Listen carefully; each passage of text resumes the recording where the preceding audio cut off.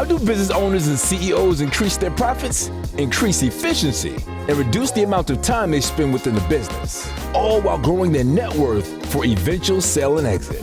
Our mission is to answer this question and unlock the secrets to success in the world of business transition planning. Welcome to Elevate Your Business, a podcast where we discuss valuable but sophisticated and complex growth and exit strategies and make them easy to understand. Join us as we talk to successful entrepreneurs, share new and profitable ideas, and help you to grow wiser and wealthier so that you can experience limitless success in both life and business. Here's your host, consultant, and financial planner, Adam Koos. Hey, what's going on, everybody? How do you get people to trust you when they don't even know you? In fact, when it comes to business owners, that's a big part of getting new customers. Obviously, we care a lot about retaining customers and repeat business, of course, in many sectors of the business world. But getting new customers and getting people to trust you if they don't know you is crucial. So if you're not a thought leader, you're a commodity. There's no middle ground. And the most powerful, exciting, fun way to rescue yourself from what my podcast guest today calls the commodity trap is by having a book of your own. In other words, writing a book. Our guest today is a New York Times best-selling author and the world's most experienced ghostwriter. Michael Levin is his name, and he's responsible for the writing, editing, planning, and publishing of more than 1,000 books over a 30-year career.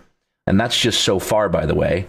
I think he's got a long way to go. And today, he's going to talk about how you can get your own book done quickly and easily, even without employing a ghostwriter. So please enjoy my very interesting conversation with Michael Levin. All right, everyone, let's get ready to go here as we dive into the world of words with Michael Levin, the mastermind New York Times bestselling author of an industry-leading ghostwriter whose golden touch has graced over 1,000 books. You heard that right, more than 1,000 books. He's shaped the voices of icons from Alan Mulally to Dave Winfield, and his unparalleled expertise not only spans the globe's top publishing houses, but has also left a significant mark across major media outlets in the personal stories of countless luminaries. You ever wanted to write a book, but you don't know how? You don't have the time? Or maybe you just think you suck at writing? Well, pay attention as I introduce you to Michael Levin. Michael, thank you so much for joining me and gracing us with all your knowledge. This is going to be fun. And thanks so much for having me. And that was quite the introduction. Thank you. For sure. No, so we started before we started recording here. I was talking about how I had a book idea back in the early 2000s and put it on my goals, which by the way, I have all these goals and I laminate them and hang them in the shower. Got the idea from an old friend and mentor of mine named Ron Carson back in the early 2000s. And then I came up with a second book idea and I wanted to write it and put it on my goals. And then I had a third book idea this past year. And now I have 3 book ideas, but I don't have time to write them. So, and I think if I tried, my wife would probably serve me with divorce paperwork because I already spend way too much time working as it is. But let's just start with this. In your eyes, why is it crucial for business professionals to author their own books? Well, it comes down to one word, trust. How do people trust you if they don't even know you? And why should they go with you instead of the next person? And why should they go with you when they don't know anything more about you than is on your website? And typically people skim websites, they don't even read them. And typically most people's websites have the same stock photography of the ethnically and racially mixed, well-dressed young people smiling and shaking hands across a glass table. Nobody knows what that even means, but it's on everybody's website.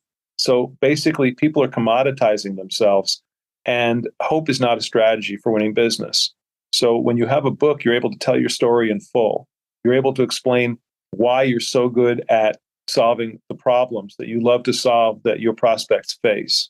You're able to explain to people where you come from, what motivates you, what drives you. You're able to tell stories about past clients that subtly reinforce your image as hero and as individual who can take away the pain and problems of the prospect. You can convince, you're talking about your spouse. I've been married for 24 years. If I tell my wife I found the guy, she kind of rolls her eyes like the last guy I found for whatever.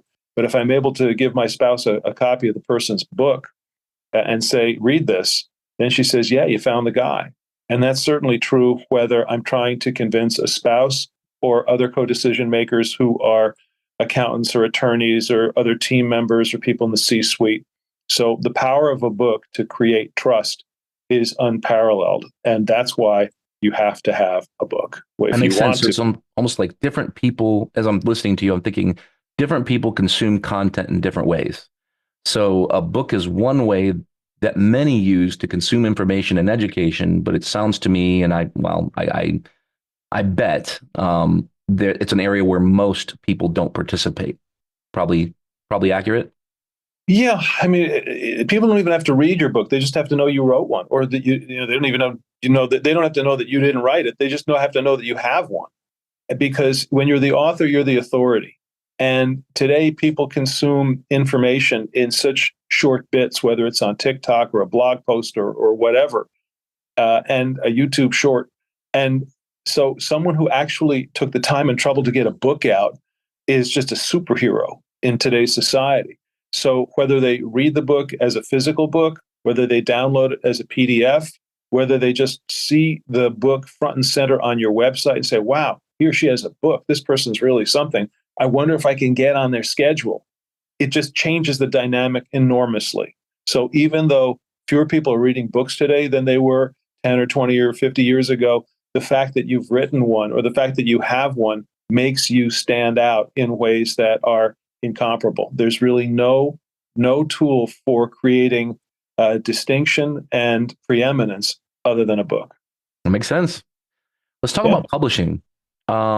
I don't know anything about publishing, honestly. It's one of the many roadblocks that kind of, as I start thinking about a project like this, I go, okay, I don't know enough about that. I don't even want to mess with this. I'll put it off till later, right? So you've seen the publishing landscape evolve. Why do you think that independent publishing, which I think a lot of people are afraid of, has become such a successful avenue today when it comes to writing books? Yeah, there are a lot of reasons. The first thing is that New York traditional publishers are not interested in doing books for business people that they're going to use as calling cards or as demonstrations of their preeminence. Because the people watching this podcast, it doesn't matter if you sell copies of your book. What I want you to do is give copies away. I want you to put books in envelopes and mail them to prospects and say, hey, we should talk. And literary agents are going to see that you don't have you're not trying to go into the book business, which is good because the traditional book business is a business in decline. You don't want to go near it. On the other hand, independent publishing today, the books are produced by the same companies that produce the books for Simon & Schuster and Random House and so on. So your book will look physically exactly the same.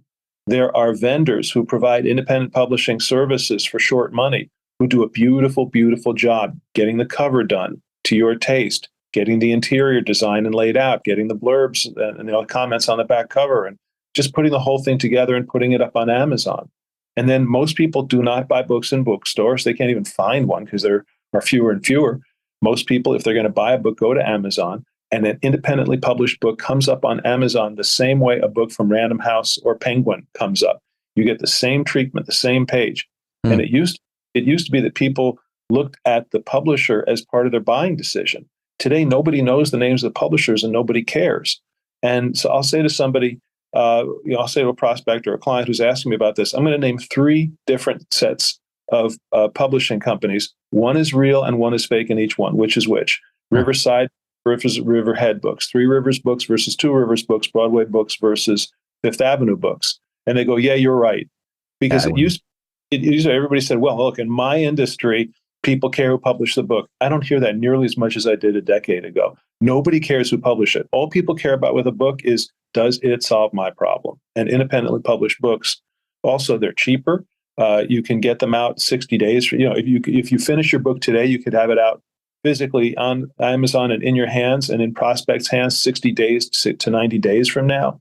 You can go back and do a second edition anytime you want. Somebody comes up to you and says, hey, how come you didn't talk about XYZ in your book? You go, oh my gosh, you're right. Kind of slap your forehead. Oh, I should have put that in there. Well, you can add that in and have a second edition, a month later. So New York is not going to do that for you. And then if you go sell the book back of the room, let's say you got to deal with New York. They'll sell you books at a 40% discount. So if your cover price is $30, they'll sell it to you for $22.50. Well, you can print up your own copies if you publish independently for $3, and you can put that $27 in your pocket Wow. instead of letting make the New York. But you're the one who had to get all those books to the event. You're the one who had to go get on the plane, go speak. Why shouldn't you make all the money? So, if you sell 1,000 copies back of the room at $27 a pop, that's a good day at the office. Wash, rinse, repeat, and So I could go on, but those are some good reasons why independent publishing is awesome for professionals. I'm sold. As soon as you started mentioning the names of the publishers, I'm like, I have no idea what you're talking about. So exactly, nobody does. Nobody. Yeah. Well, I mentioned earlier in the intro, I don't know how to write a book. I don't have time to write a book. I really suck at writing. Help me demystify what ghostwriters actually do, and is going solo, we'll call it, on a book project a feasible path for people, especially people in business who are busy? Yeah, let's handle the second part first. Going solo, some people like to write, some people are good at it, but even for people who enjoy it and are good at it, it is simply not the highest and best use of their time to lock themselves away for months on end to get a book done. And there's a steep learning curve to learning how to write a book. So you're going to have to write the draft and then find somebody to go over it with you and so on. Meanwhile, that was pay time that's not coming back. That was time that you could have spent with your spouse, your partner, your family. That time's not coming back. Nope. And your spouse may not be coming back either. It's not for you. Like, Touche. get out of the phone there. Get out here. So for all those reasons, most people who try to do that typically end up with a very painful medical condition called half-finished business book manuscript in a drawer syndrome. And it's this in the DSMV. I don't know. Oh yeah, it's yeah. They don't even have meds to handle it. I mean, it's just man. How horrible. The good thing about writer's block, though, is that if you do have writer's block, and people say, people ask me, do you ever get writer's block? I say, no, I have writer's mortgage. I can't afford writer's block. So the good thing is that you can go to a bar and just like sit there, and somebody comes up to you, you're interested, and they say, what do you do? You say, well, I'm a writer, but I have writer's block. And they're like, oh, and you're off and running. Yeah. But all that to one side. What was the question? So what are ghostwriters?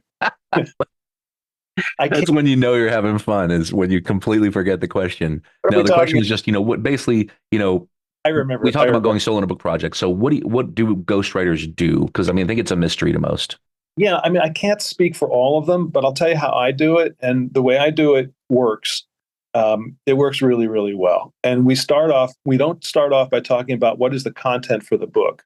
We start off by talking about what is the audience for the book. Whom are you trying to reach? Because books are narrow casting. You're not trying to reach every man, woman, and dog in America. You're trying to reach a specific niche audience, which is the audience that are the check writers for your business. These are the people you want to serve. These are the people you want to bring in as clients or customers.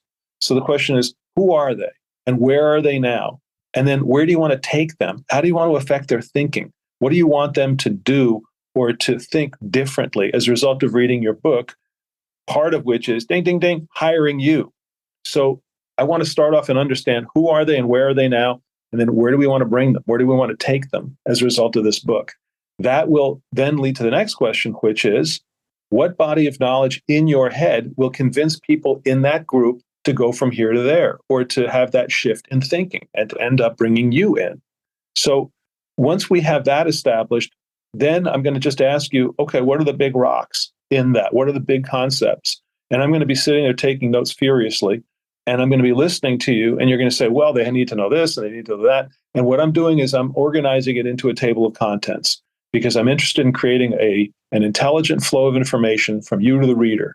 And so after 90 minutes, I'm going to have an hour to 90 minutes. I'll have everything I need. And I'll come back to you in a day or two with a plan for the book, a proposed title, which gets people excited, proposed subtitle, which lays out the purpose of the book, what it's for, what you're going to get out of it, the unique selling proposition or benefit of the book, and then the chapter titles and a paragraph or two on each chapter so we both know what we're talking about. And the next phase is, once we go over this and lock it up, we're then going to have hour-long calls, typically weekly, and we're just going to have a conversation. whether it's with me or somebody on my team, about what's in chapter 1 or what's in chapter 2. And you don't have to prepare. You just, because my clients say, how do I prepare for the calls? You've been preparing your whole career. And we could roll you out of bed at 2 a.m. You'll be just as effective and just as well spoken at 2 a.m. once we give you some coffee as you will be at 2 p.m. because you know this stuff inside out and back. Just talk to us. Just tell us what you know about this thing. And then within 2 weeks, you'll get the chapter back and you'll be able to see immediately, oh, okay, now I see where we went in that conversation. They were able to take and turn, and we just wash, rinse, repeat through. And then I like shorter books because people's attention spans are shorter. So 100 to 150 pages is typically what we aim to do. We can do longer if you want it, but I need to know why. If you cannot close people in 100 to 150 pages on your ideas, you're not going to get them in 200 to 250 pages. So typically, 10 hours of interviewing yields 100 to 150 pages of book. And if you can spare 12 hours over the course, 6-8 weeks, and everybody's got an hour a week for something important and cool, then we can get it done. And then, as I said, 60 days to 90 days to the publishing, and you're an author, before you know it. So interesting. So you mentioned this thing I've noticed a lot, and I have no idea what it is. You call it a commodity trap. Can you explain what that is? It sounds like a coin phrase or like a buzz term you've created, buzz phrase. Yeah. What is it? And you talk about, creating a lifeline out of a book and kind of helping to combat the commodity trap. What is that? Sure. So I'd love to take credit, but the credit for the idea of the commodity trap belongs to Dan Sullivan, who created the strategic entrepreneurship. I'm reading one of his books right now. Oh, really? Which one? 10X is easier than 2X. Great book. It's an awesome book. So I'm a big fan of the program. I've been in it for almost 20 years. And one of Dan's points is that the internet changed everything as far as service providers are concerned, because it used to be that people were limited to whoever was within a 5-mile drive of their homes or offices if they wanted an accountant or a financial advisor or a business consultant or whatever. And today, because of the internet, buyers have millions of more choices than ever. And you can hire a financial advisor in Hawaii, and you can have your virtual assistant in the Philippines, and so on. So what this does is when buyers have an enormous amount of choice, the sellers become commoditized. And this means that you may be a phenomenal financial advisor or a wealth manager or a criminal attorney or whatever you are, but no one's going to know it because A, your website probably looks like everybody else's, and B, your prospects have so many more choices than ever to choose from, which comes back to the concept of hope not being a strategy for winning business.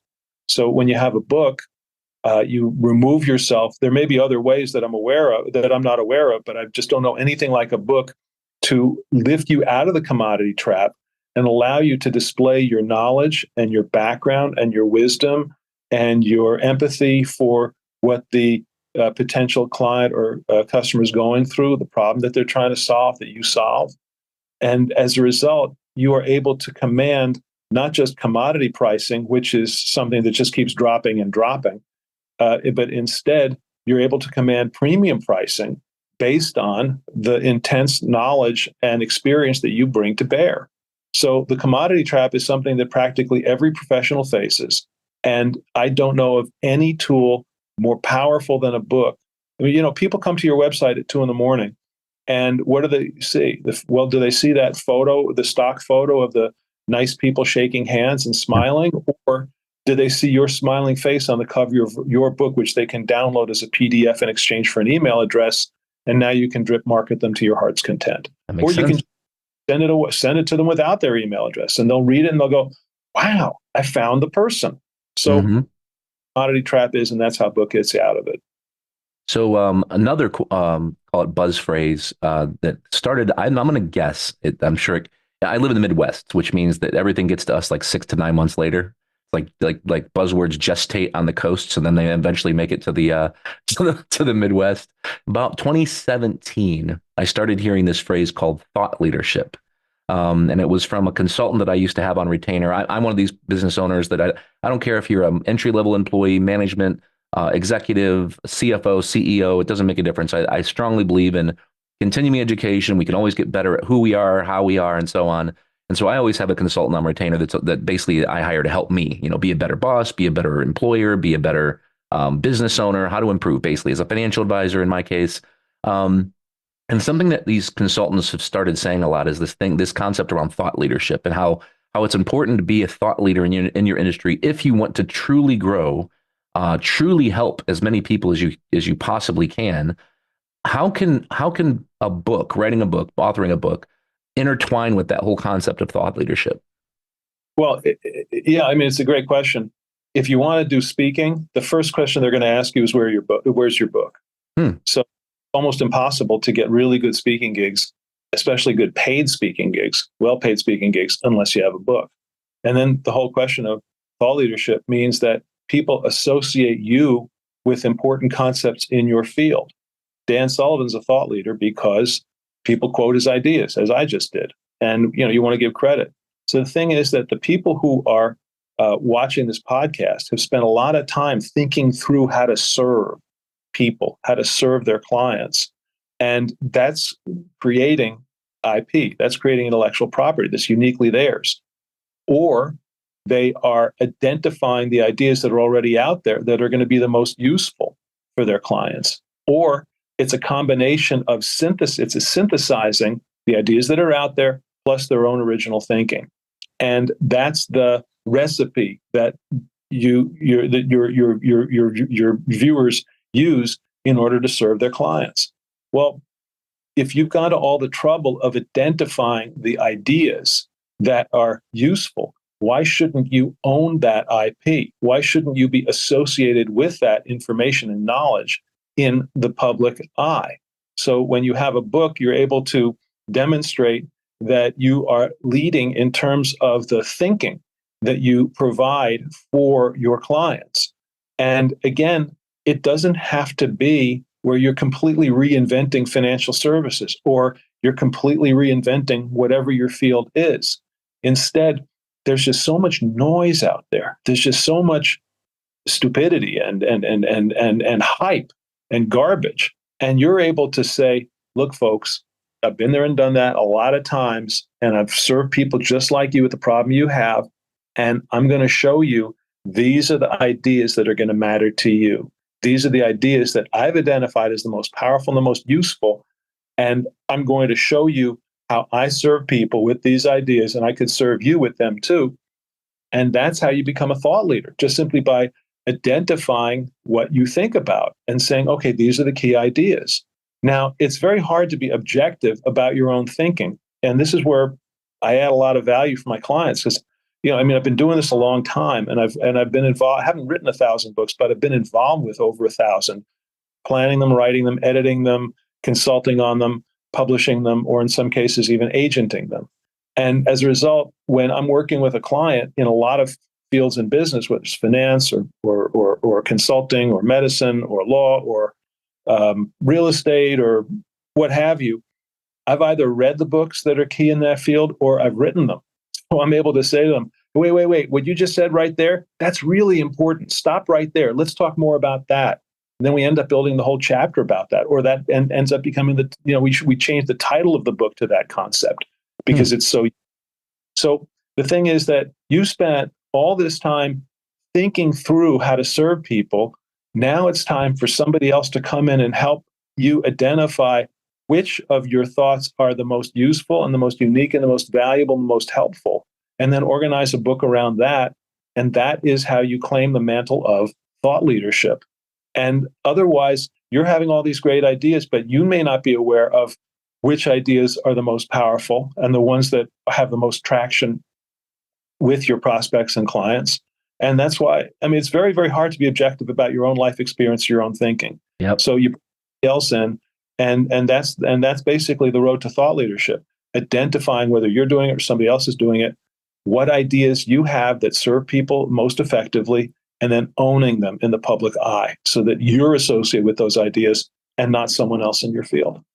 So it's almost like having ghostwriters, almost like having a silent partner. It reminds me of, when we're working with business owner clients and doing business transition consulting, and we're doing the initial intake and discovery and kind of taking a look at their business from top to bottom, having your own ideas and having an ego attached to them, or feeling really proud of your ideas, where maybe some of them, they're great ideas, but they need to be altered. Maybe it's not, maybe they need to be edited in a way that, this idea is great, but maybe not this one. It reminds me of, you analyze a business owner's business, and we call it looking at their baby and tell them, look, your baby's ugly. Like, nobody wants to be told their baby's ugly, but it's a lot what it's like, Yeah, and I mean, honestly, a lot of the time, people don't recognize how beautiful their babies are, because I mean, look, I have 4 kids, and I have a 9-month-old grandson, and little kids are work, and Oh, I yeah. mean, or big kids.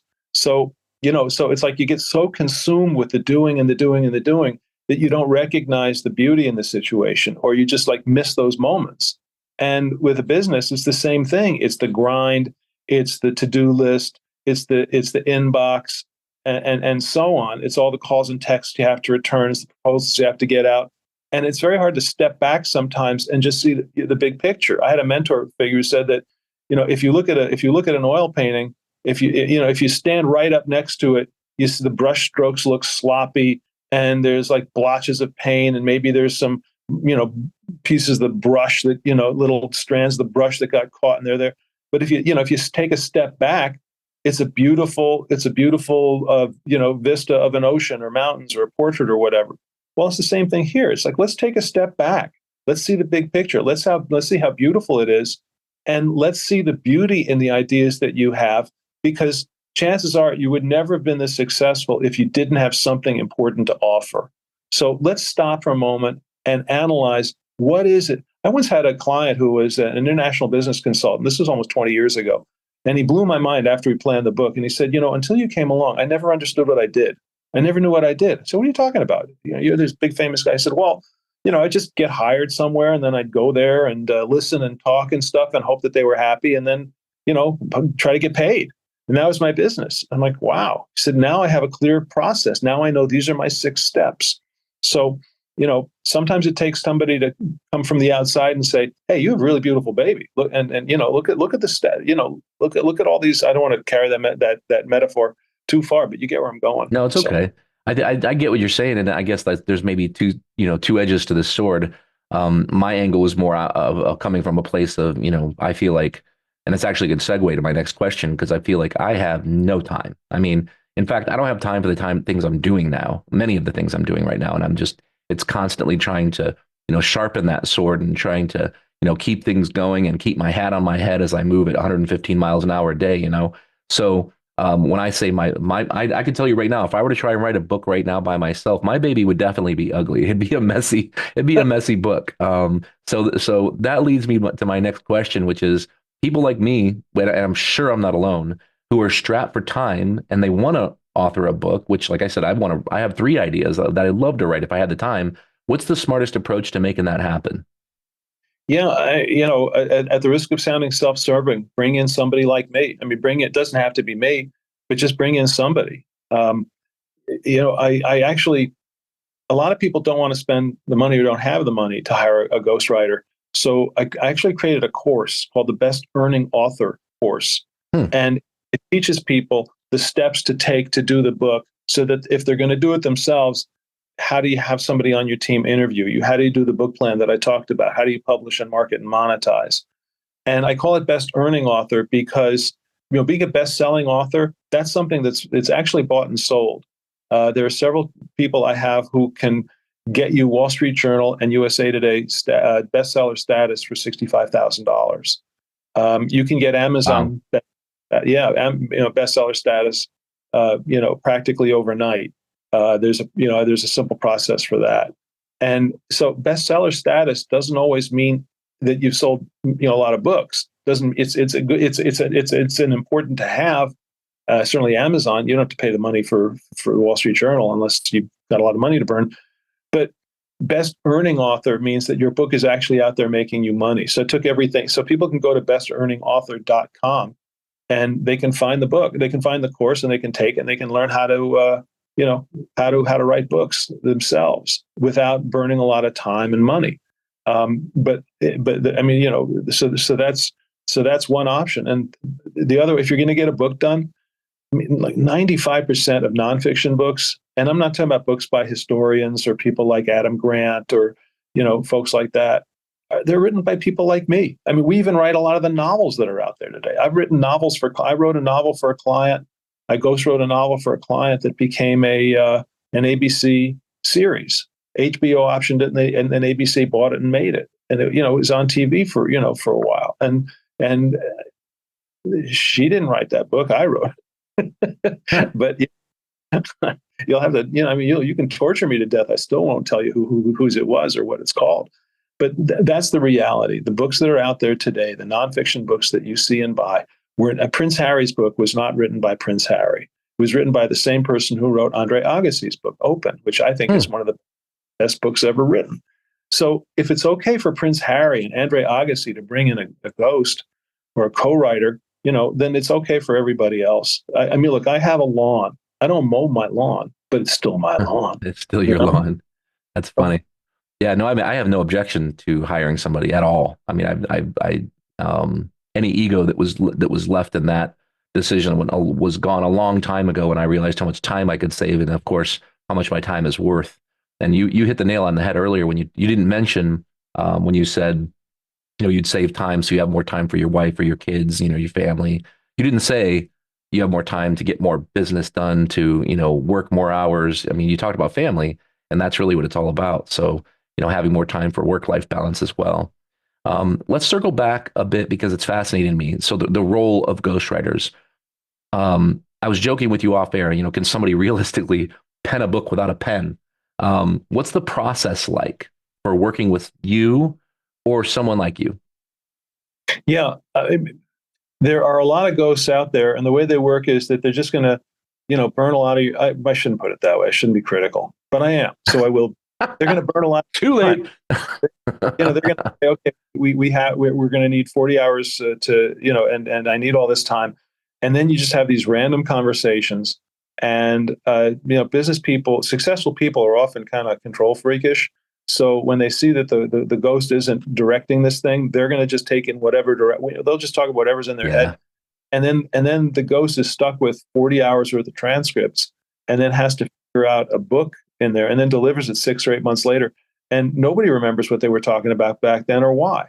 So I don't believe in that at all. As I said from the outset, I've learned from my clients that their most precious commodity is time, that I have to make the smallest possible imprint on their schedule, that writing long books is dumb because writing short books get finished, they get read, and they get acted on by process. And then, as I said, I need 60 to 90 minutes to plan the book, and I need an hour, or somebody on my team needs an hour to create 10 to 15 pages of book out of that hour-long conversation on a chapter. So, I'll always say to a client, "Hey, what's going on?" When we start the because first of all, they may be so distracted that they just don't have the brain space for the conversation. I'll say, something, we're not going to meet today because it just you got to go focus on what you're focused on. Don't worry about it. And that's the end of and then sometimes they'll say, well, I'm thinking about XYZ. And you go, wow, that'd be a really cool chapter. Let's get into it. And and as long as it's a normal day, then we both know we're talking about chapter 3, which is about XYZ. So we're just going to talk for an hour about XYZ. And it's easy and it's fun. People aren't listening. Nobody's listened to in society. Conversation basically consists of two people, each waiting for the other person to stop talking so they can start again. Okay? So to have actually actively and, dare I say, lovingly listening with love, listening with care to what you have to say about one of the most precious things in your life, which is your business or your practice or your career. Okay? I mean, ideally, a spouse, family, partner, those come first, spirit, whatever. But then, your business is really critical to you because it pays the bills and it's how you serve. It's how you contribute in life. Well, nobody listens to anybody. It's like you come home and do you think your spouse wants to hear an hour of you talking about what happened today? I don't think so. It's just not going to happen. So not on planet Earth. So when you have it's like just an incredible, relaxation experience. Just have somebody who's going to listen and listen carefully and listen thoughtfully and be able to say, hey, wait a minute, stop right there. People sometimes say, are you afraid of AI? My attitude is, if I want to write a mediocre book, I'll call in AI. Because one thing that AI cannot do is listen for what you're almost saying, or what you're not saying, or what you're saying that's so important that we need to stop everything and focus on that because no one else is saying that in your field. And that's what a really good ghost can do for you. It's the listening, it's the identifying the ideas that matter. It's and then it's being able to take that conversation and turn it into a coherent chapter that's going to fit precisely into the book, and do it in your voice so it sounds like you. If the book sounds like me or my team, we failed. If the book sounds like you, we succeeded. And that's what this is all about. Well, that's another good segue, and this is kind of an out of left field question for you. Sure. I have a secret to share. Oh, I don't read many books unless I absolutely have to. I listen to them because when I read a book, and I know other people like me, I'll go through the left page, the right page, and at the end of the bottom right side of that page, I'll realize I didn't read a single word. I'm in la yeah. la land thinking about the prior two pages for some reason. So I Yeah. listen to all my books. And I know every once in a while there'll be a book out there that I really want to read. And I have lots of books. I mean, but I have more audio books than I do physical books. And then I'll look for the audiobook and it doesn't exist. So what about audiobooks? I imagine you write the book first, and then once it's published, then you do the audiobook. But how's that work? Yeah, I'm a big fan of audiobooks. Big fan. We just had John Hamm, who was Don Draper on Mad Men. We hired him to do the voiceover for the to record the book for one of our clients' business books, which was really cool. I'm a big fan of Mad Men, and so just to spend time with him was cool. But I'm a huge fan of audiobooks. People like books either as physical books, as books they can read on their devices, or as audiobooks. So, get them, do all three. And we do all three for our clients. I mean, Really? I Okay. of course, I mean, I met Nancy Lieberman is, one of like the pioneers of women's professional basketball. She was one of the great, a decade or two ago. And I got to work with her for a little bit. We didn't get to the end of a book project, but we got to spend some time together. And she said, the first thing she asks a teammate is, how do you like the ball? Where do you like the ball? Meaning, do you like a bounce pass? Do you like a chest pass? Or do you like to get it with your arms extended? And Nancy's attitude is, I'm going to deliver you the ball the way you want to get the ball. So and she's like the Tom Brady of women's basketball. And, Brady is famous for going to, new guys in the locker room saying, hi, I'm Tom Brady. Like they didn't know. And so for her, that was, real humility. And I just thought that was wonderful. But it's something, for me, it's a huge lesson. It's, everybody wants the ball differently. How do they want the ball? You're not going to know unless you ask them. So some people, with books, a bounce pass, audiobook, Yeah. straight ahead physical book, and so on. So do all three, because you've got people who want to experience books while they drive, while they're on the bus, while they're in the subway, while they're running, while they're on the treadmill, while they're sitting in their den, while they're on a flight. Satisfy them all. It's not that we do all three for our clients, and it's important because how do you want the ball? You're right. No, it makes sense because I looked up the stat, and the stats say that 20% of people prefer to listen to a book as opposed to read it on a digital device or a physical copy. And the trend is going that direction. In other words, that 20% is rising. So anybody who doesn't do an audiobook, I feel like you're lopping off 1/5 of your audience that just they might buy it, but they're not going to read it, But let's finish with this, because I think that the last barrier to entry, I think, in writing a book, we talked about the time it takes. We talked about getting help, doing it right, being a good writer, or not having to be. What about cost? And we talked about, I mean, and you can touch on time as well, because it sounds like I understand now how much time it takes. But what does it cost to go through a process like this? Not everybody's in a place where they can, where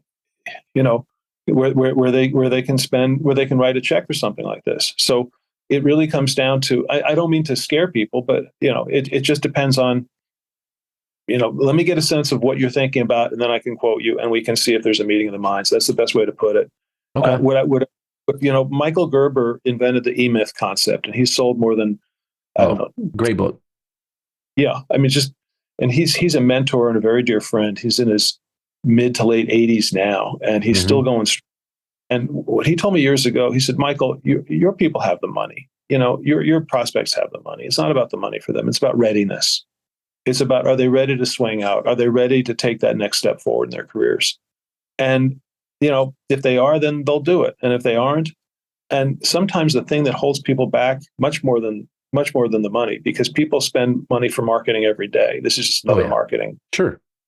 It's, and I just want to, get to this. It's fear of criticism. And I have this conversation with my clients almost, almost like not quite weekly, but several times a month, where I have to remind the client, I know you're concerned what the critics are going to say, but there are no critics. Critics are imagined. I hadn't even thought of that. Nobody's going to sit there and go, oh, your book is terrible. Nobody has the time for that. Nobody cares. Instead of focusing on the people who don't exist, these illusory, imaginary critics, focus on the people your book is going to help. And instead of saying, oh, well, there's so many books on financial services. Well, we don't have your book. And your book addresses a specific niche at a specific point in time, which is right now. And I like to say all books are either AD or BC. And AD is, BC is before COVID and AD is after Donald. So any book that people see as being BC, just a few years out of date, it's got nothing to do with the real world today. And so there's a space for you to come in and say, this is how things are now, and in this environment, this is what you need to do, and then also you have a specific audience that only you can serve, and that somebody else who's a major bestseller, they cannot touch your audience. You don't speak to them. You don't speak to their needs. You don't speak to their fears, their concerns, their background. So my point is, speak directly to them, and don't worry about critics that don't exist, and don't worry about serving. I mean, like the Oscars, it used to be that everybody in America watched the Oscars. And this year they had 19 million people watching the Oscars, which is a lot of people. But that means that like 340 million people did not watch the Oscars. And I'm one, I could care less. So the thing is that, if the Oscar is not a mass market event anymore, then why are you worried about your book being a mass market event? Your book is it's niche. Your niche makes you rich. Your book is targeted at the very people you love to help the most. So think about them. Think about the fact that they're suffering with problems that you solve every day, and you'd love to solve their problems because that's how you feel good about yourself, and that's how you make money, and that's how you support your family, and that's how you're able to provide for the charitable institutions that you're involved with, and so on. So a book is a force multiplier that allows you to tell your story to people who are going to be most motivated to work specifically with you. But they're only going to be able to trust you if they know who you are. And that's not going to happen with a website with stock photos. It's going to happen with a book where you're able to say, this is who I am. This is what I stand for. Come with me. I can help you. And are you ready? That's really what it comes down to. So if you want to build trust within your market, you want to become a thought leader, you want to share your message, your story, save time while doing it, have it be a high quality output at the end of the day with your voice, and truly become a credible trailblazer in your industry, this is probably something you should do, obviously, as soon as you're ready. And if you're ready to do it, what's the next step? What should they do? In terms, is it an intro call? How does this work? Yeah, just a couple of things. One is that they can look at bestearningauthor.com for the writing course I mentioned earlier if they want to do it themselves, or they can go to advisorghost.com or michaellevinwrites.com, and they can learn more about me and about my team and about how we do things. And I'm going to give my cell out. I'm going to give you my cell number. It's 617-543-3747. Operators are not standing by. It's my cell. You call, I will pick up. And, Adam's like, why would you do that? We were talking before. I thought that sounds crazy, but okay. Yeah. And I mean, I learned a while ago, the only people who call are serious. I've never gotten like a wacky call from somebody because I gave my phone number out on some, on as respected a podcast as this. So I have no qualms about that. But if you're serious, let's talk and let's see if we can figure something out. And, and that's about it. Well, thanks so much for doing this today. Thanks for sharing all this. This kind of unlocked a lot of unknowns for me that I wasn't previously aware of. And honestly, I didn't even have or take the time or carve out the time to reach out, do, Google and find on the internet how this works. So this has been wonderful. Thanks for being on today. And it's absolutely been my pleasure. The great questions, and it was a great time. I really appreciate you. Thank you. No, a lot of fun for sure. Again, Michael already mentioned, but I'm going to reiterate here. If you'd like to get a hold of him, you can message him on LinkedIn. You can look him up there. That's at Michael Levin. You can find him at advisorghost.com. That's advisor with an OR, by the way, advisorghost.com. He's at michaellevinwrites.com. His cell phone, please don't prank call him. Don't call him at 2 a.m. He's not going to answer. 617-543-3747. And then you can email him if you want to get a hold of him that way. At 2 a.m, email him at michaellevinwrites@gmail.com. You'll also find these links, the contact information, and a bunch of other information in our show notes. We'll be on YouTube. If you're watching this on YouTube, you can also find us on Spotify and iTunes as well. And as I always say, there's thousands and thousands of podcasts out there, and they're increasing by the month. But you chose to give ours a listen or a watch today. So thank you so much for joining us, and we'll see you next time. Thank you for joining us on the Elevate Your Business podcast. To complete our free business valuation quiz, to check out additional articles, webinars, videos, and other educational resources, or to set up an intro call with your host, Adam Koos, just head over to elevateandexit.com. This podcast is for informational and entertainment purposes only and should not be relied upon as a basis for financial advice. None of our shows engage in rendering legal, financial, tax, or other professional services. Always talk to a professional business transition planning consultant or certified exit planning advisor before implementing any of the ideas shared in this episode.